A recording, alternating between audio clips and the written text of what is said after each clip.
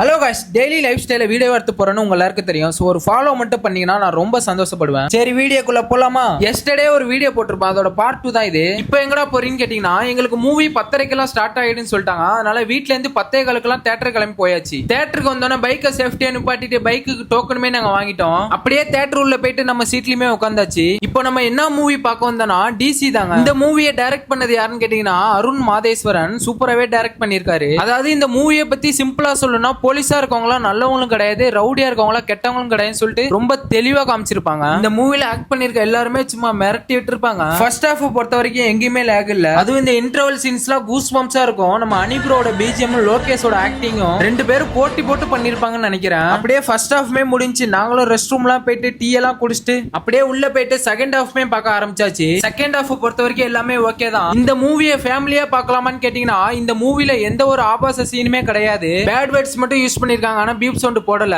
இந்த மூவிக்கு நான் என்ன ரேட்டிங் கொடுப்பேன்னா 10க்கு 8 கொடுப்பேங்க. மூவி அவ்வளவு சூப்பரா இருந்துச்சுங்க. மூவி பார்த்துட்டு அப்படியே நாங்களும் வீட்டுக்கு கிளம்பியாச்சு. நாங்க மொத்தம் 3 வண்டியில வந்தோம். அதுல ஒரு வண்டியில பெட்ரோல் இல்லாம இருந்துச்சு, அதையும் ட்ரோ பண்ணிட்டு அதுக்கப்புறம் டீ குடிக்கலாம்னு சொல்லிட்டு டீயை வாங்கிட்டு வந்து அப்படியே டீயை குடிச்சிட்டு நானும் வீட்டுக்கு வந்துட்டேன். இதோட இன்னொரு விலாகல பார்க்கலாம். Bye guys.